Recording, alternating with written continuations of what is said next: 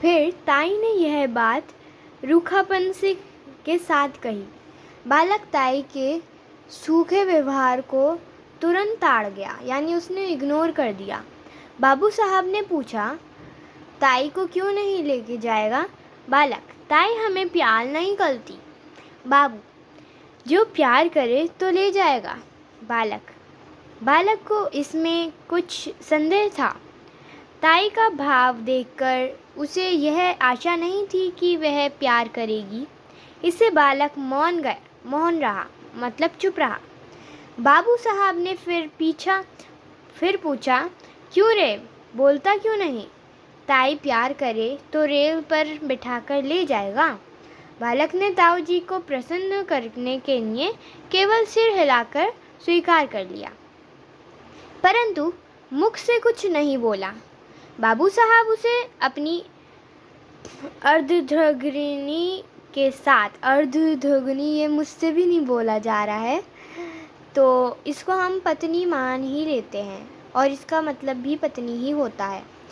बाबू साहब ने अपनी पत्नी के पास ले जाकर उनसे बोले, लो इसे प्यार कर लो, यह तुम्हें भी ले जाएगा।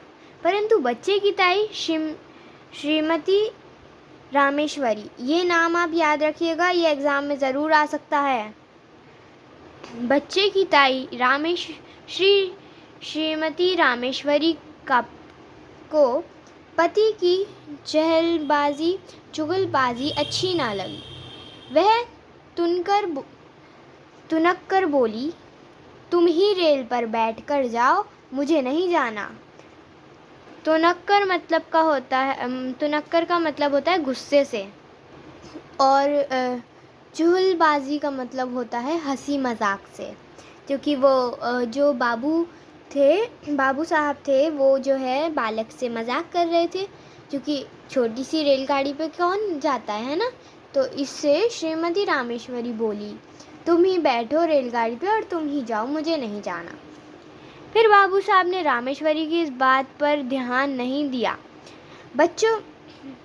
बच्चे को उनकी गोदी में बिठाने की चेष्टा करते हुए बोले, कोशिश करते हुए बोले, प्यार नहीं करेगी तो फिर रेल में नहीं बैठाएगा, क्यों रे मनोहर?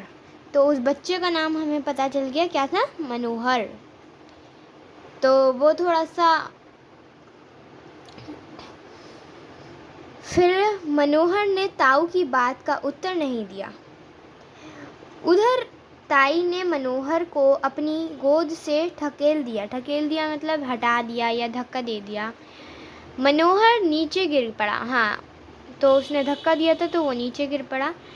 बाबू साहब ने उसे गोद में उठा लिया, चुमकाकर चुप किया और तत्पश्चात उसे कुछ पैसे तथा रेलगाड़ी ला देने का वचन देकर छोड़ दिया।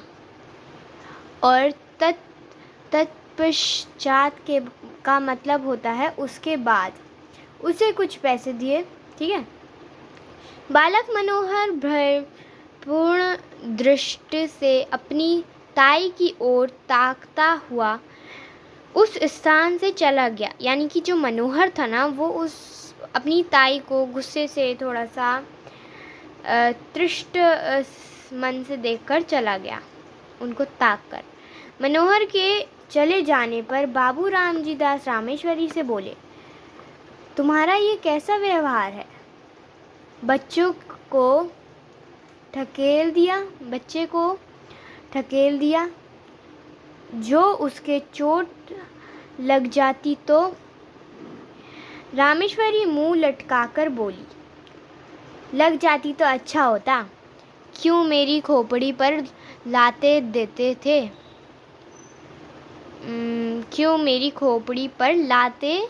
थे? आपने तो उससे ऊपर से डाला था और अब आप ही ऐसी बातें करते हैं। बाबू साहब कुटकर यानी कि घुट कर बोले, है ना। इसी को खोपड़ी पर लादना कहते हैं। रामेश्वरी, और नहीं तो क्या कहते हैं? तुम्हें तो अपने आगे और किसी का दुख सुख सूझता ही नहीं। न जाने कब किसका जी कैसा होता है। तुम्हें इन बातों की कुछ परवाह भी नहीं। अपनी चुहल से काम है। बाबू साहब, बच्चों की प्यारी प्यारी बातें सुनकर तो चाहे जैसा जी हो प्रसन्न हो जाता है, मगर तुम्हारा हृदय न जाने किस धातु का बना है। उन्होंने कहा कि बच्चों का कैसा भी मन हो, लेकिन जी तो प्रसन्न हो जाता है उन्हें देखकर, यानी खुश हो जाता है। मगर तुम्हारा पता नहीं कैसा दिल है, किस धातु से बना है, किस चीज़ से बना है तुम्हारा दिल। रामेश्वरी, तुम्हारा हो जाता होगा प्रसन्न, यानी कि, और होने को तो होता भी है, मगर वैसा बच्चा भी तो हो। पराये धन से भी कहीं घर भरता है क्या? पराया धन यानी दूसरे का, कोई चीज़ किसी और की होना। बाबू साहब कुछ देर चुप रहकर बोले, यदि अपना सगा भतीजा भी पराया धन कहा जा सकता है, तो फिर मैं नहीं समझता कि अपना धन किसे कहते हैं। यानी कि वो उनका भतीजा था जिसको रामेश्वरी जो है वो पराया धन कह रही थी, तो वो कहना चाहते हैं कि अपने भतीजे को कोई पराया धन नहीं कहता। रामेश्वरी कुछ उत्तेजित होकर बोली, बातें बनाना बहुत आता है। तुम्हारा भतीजा है, तुम चाहे जो समझो।